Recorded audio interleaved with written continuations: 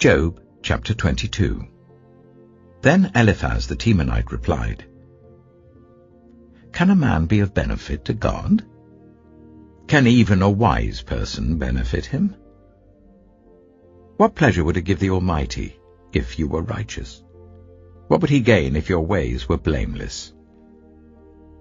Is it for your piety that he rebukes you and brings charges against you? Is not your wickedness great? Are not your sins endless? You demanded security from your relatives for no reason. You stripped people of their clothing, leaving them naked. You gave no water to the weary, and you withheld food from the hungry, though you were a powerful man owning land, an honored man living on it. And you sent widows away empty-handed and broke the strength of the fatherless. That is why snares are all around you, why sudden peril terrifies you, why it is so dark that you cannot see, and why a flood of water covers you. Is not God in the heights of heaven? And see how lofty are the highest stars. Yet you say, What does God know? Does he judge through such darkness? Thick clouds veil him, so he does not see us as he goes about in the vaulted heavens. Will you keep to the old path that the wicked have trod? They were carried off before their time, their foundations washed away by a flood. They said to God, Leave us alone. What can the Almighty do to us? Yet it was he who filled their houses with good things. So I stand aloof from the plans of the wicked. The righteous see their ruin and rejoice. The innocent mock them, saying, Surely our foes are destroyed, and fire devours their wealth. Submit to God, and be at peace with him. In this way prosperity will come to you. Accept instruction from his mouth, and lay up his words in your heart. If you return to the Almighty, you will be restored. If you remove wickedness far from your tent, and assign your nuggets to the dust, your gold of Ophir to the rocks in the ravines, then the Almighty will be your gold, the choicest silver for you. Surely then you will find delight in the Almighty, and will lift up your face to God. You will pray to him, and he will hear you, and you will fulfill your vows. What you decide on will be done, and light will shine on your ways. When people are brought low, and you say, Lift them up, then he will save the downcast. He will deliver even one who is not innocent, who will be delivered through the cleanness of your hands. Job chapter 23. Then Job replied, Even today my complaint is bitter. His hand is heavy in spite of my groaning. If only I knew where to find him, if only I could go to his dwelling, I would state my case before him and fill my mouth with arguments. I would find out what he would answer me and consider what he would say to me. Would he vigorously oppose me with great power? No. He would not press charges against me. There the upright can establish their innocence before him, and there I would be delivered forever from my judge. But if I go to the east, he is not there. If I go to the west, I do not find him. When he is at work in the north, I do not see him. When he turns to the south, I catch no glimpse of him. But he knows the way that I take. When he has tested me, I shall come forth as gold. My feet have closely followed his steps. I have kept to his way without turning aside. I have not departed from the commands of his lips. I have treasured the words of his mouth more than my daily bread. But he stands alone, and who can oppose him? He does whatever he pleases. He carries out his decree against me, and many such plans he still has in store. That is why I am terrified before him. When I think of all this, I fear him. God has made my heart faint. The Almighty has terrified me. Yet I am not silenced by the darkness, by the thick darkness that covers my face. Job chapter 24. Why does the Almighty not set times for judgment? Why must those who know him look in vain for such days? There are those who move boundary stones. They pasture flocks they have stolen. They drive away the orphan's donkey and take the widow's ox in pledge. They thrust the needy from the path and force all the poor of the land into hiding. Like wild donkeys in the desert, the poor go about their labor of foraging food. The wasteland provides food for their children.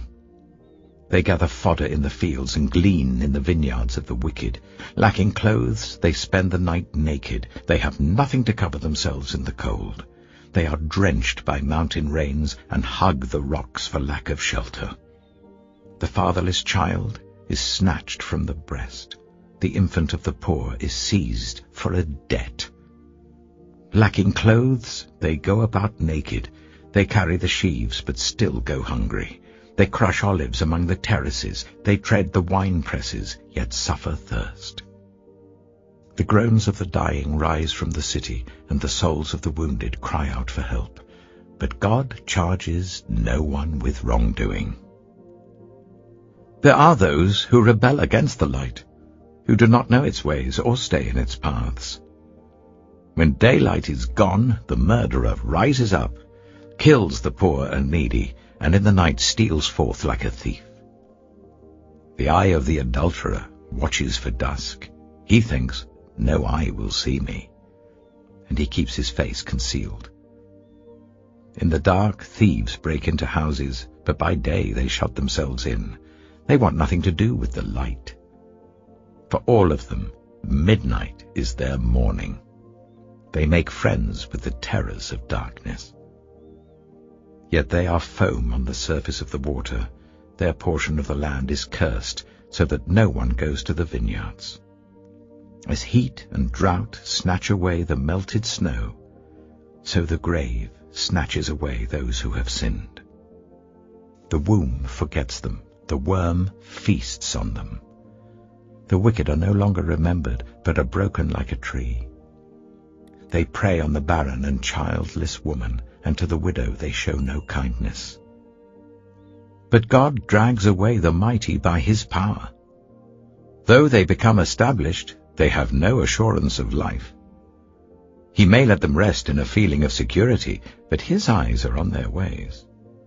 For a little while they are exalted, and then they are gone. They are brought low and gathered up like all others. They are cut off like ears of corn. If this is not so, who can prove me false and reduce my words to nothing? Colossians chapter 2. I want you to know how hard I am contending for you and for those at Laodicea, and for all who have not met me personally. My goal is that they may be encouraged in heart and united in love, so that they may have the full riches of complete understanding, in order that they may know the mystery of God, namely Christ, in whom are hidden all the treasures and wisdom and knowledge. I tell you this so that no one may deceive you by fine-sounding arguments. For though I am absent from you in body, I am present with you in spirit, and delight to see how disciplined you are, and how firm your faith in Christ is. So then, just as you received Christ Jesus as Lord, continue to live your lives in him, rooted and built up in him, strengthened in the faith as you were taught, and overflowing with thankfulness. See to it that no one takes you captive through hollow and deceptive philosophy, which depends on human tradition and the elemental spiritual forces of this world rather than on Christ. For in Christ all the fullness of the deity lives in bodily form, and in Christ you have been brought to fullness. He is the head over every power and authority. In him you were also circumcised with a circumcision not performed by human hands.